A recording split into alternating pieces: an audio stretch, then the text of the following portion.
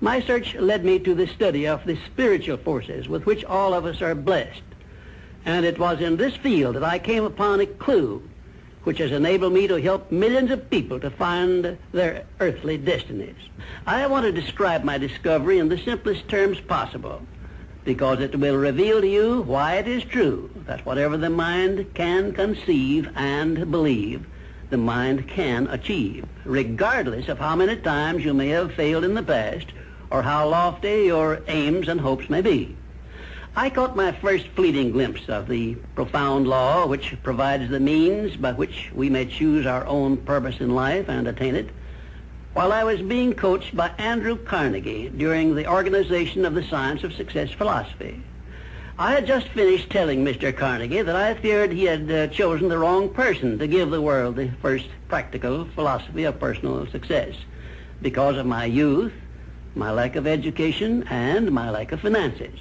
Well, at this point, Mr. Carnegie delivered a lecture that I shall never forget, because it changed my entire life and paved the way for my helping to change the lives of millions of people, some of them not yet born.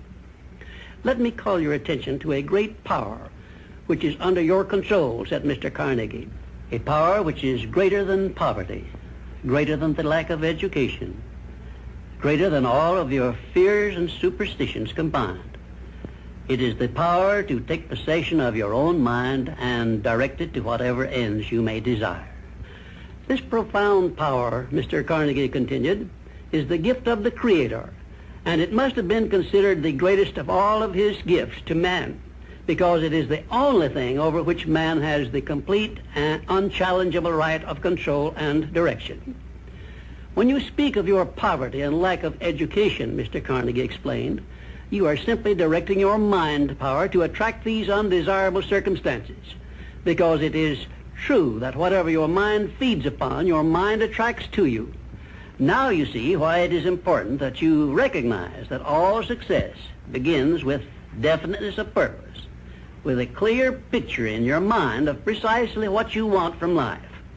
Then Mr. Carnegie continued his speech with a description of a great universal truth which made such an impact upon my mind that I began then and there to give myself a new outlook on life and set up for myself a goal so far above my previous achievements that it shocked my friends and relatives when they heard about it.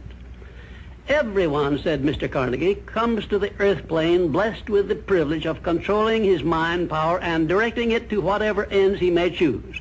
But, he continued, everyone brings over with him at birth the equivalent of 2 sealed envelopes, one of which is clearly labeled, the riches you may enjoy if you take possession of your own mind and direct it to ends of your own choice.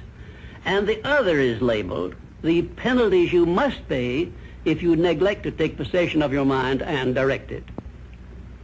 And now let me reveal to you, said Mr. Carnegie, the contents of those 2 sealed envelopes.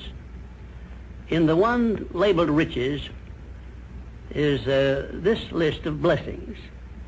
1, sound health. 2, peace of mind. 3, a labor of love of your own choice. 4, freedom from fear and worry. 5, a positive mental attitude. 6, material riches of your own choice and quantity. In the sealed envelope labeled penalties, Mr. Carnegie continued, is this list of the prices one must pay for neglecting to take possession of his own mind. 1, ill health. 2, fear and worry. 3, indecision and doubt. 4, frustration and discouragement throughout life. 5, poverty and want. 6, and a whole flock of evils consisting of envy, greed, jealousy, anger, hatred, and superstition. Now, my mission in life is to help you and everyone who needs my help to open up and use the contents of the sealed envelope labeled riches. And the starting point from which you must take off if you wish to write your own ticket from here on out for the remainder of your life, I will describe for you in these simple instructions. 1, procure a neat pocket-sized a notebook, or something on the order of this one here, loose leaf affair. And on page 1, write down a clear description of your major desire in life, the one circumstance or position or thing which you will be willing to accept as your idea of success. And remember before you begin writing that your only limitations are those which you set up in your own mind or permit others to set up for you.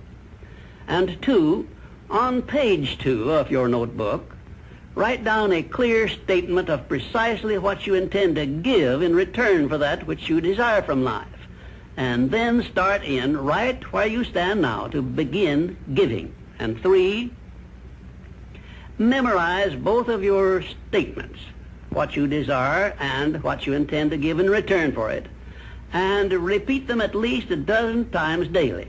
And always end your statements with this expression of gratitude for the blessings with which you were gifted at birth. I ask not, O divine providence, for more riches, but more wisdom with which to accept and use wisely the riches I received at birth in the form of the power to control and direct my mind to whatever ends I desire. If you are not too successful or self-satisfied to accept and express this profound prayer, if you accept it and express it in the same spirit of humble sincerity in which I pass it on to you, a new and a better world will reveal itself to you.